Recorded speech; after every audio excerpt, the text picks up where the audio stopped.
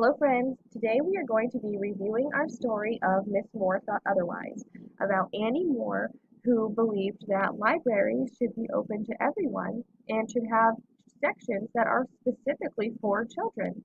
Children were not allowed in the libraries long ago, but Miss Moore believed that we could trust them to come in and enjoy everything a library has to offer and that they could check out books and read the books and be read to and really enjoy a library. So we're going to read a few sentences from the story Miss Moore Thought Otherwise. Today, you're going to be writing an opinion piece about libraries, which means you're going to be giving your thoughts and feelings based on the book about libraries. So we're going to practice a skill with compound sentences. And we're going to use this skill in our writing today. A compound sentence is when I take two sentences and I can put them together. If you look at our chart on our PowerSchool page, you'll see compound sentences.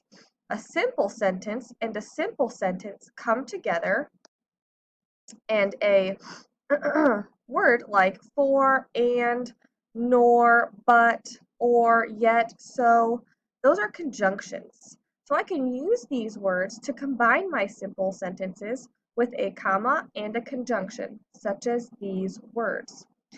Compound sentence is two simple sentences joined together by a comma and a conjunction.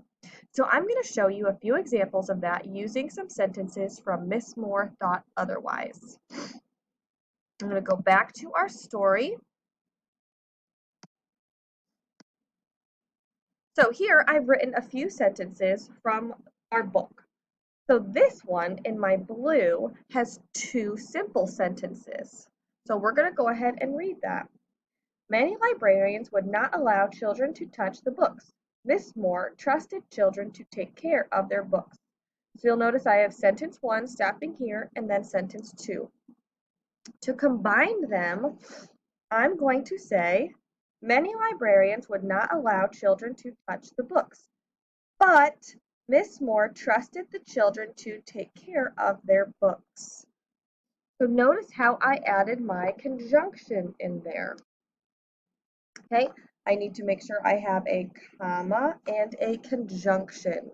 So this is where my first sentence did stop, but now I'm going to continue on with it. But Miss Moore trusted children to take care of their books. Now instead of one or two sentences, I have combined that into one sentence. Here are a couple more examples. Miss Moore designed a children's section with new books in many languages. There were cozy places for children to read under the windows. So you'll see again, I have two sentences that could be one sentence if I add in a comma and a conjunction. Miss Moore designed children's sections with new books in many languages, comma, because I do want a little pause. And there were cozy places for children to read under the pillows. So you'll also notice that in my top sentence, of course, after the period, I had capitalized there because it came after a period. Down below, I no longer need to capitalize the word there because there's no longer a period. I have used my comma and my conjunction to continue on with my sentence. In the first sentence, you did keep the capitalization because you were going on to talk about Miss Moore, which is her name. Our last example, children could listen to musicians at the library, period. They could listen to storytellers.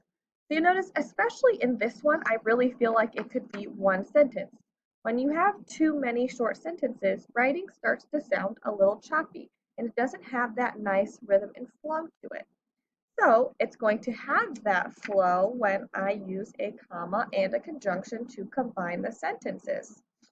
Children could listen to musicians at the library, comma, or they could listen to storytellers. And this also shows that children had the choice, that they could go to listen to the musicians or they could listen to storytellers. So a lot of different ways that we've seen to combine sentences with but, and or.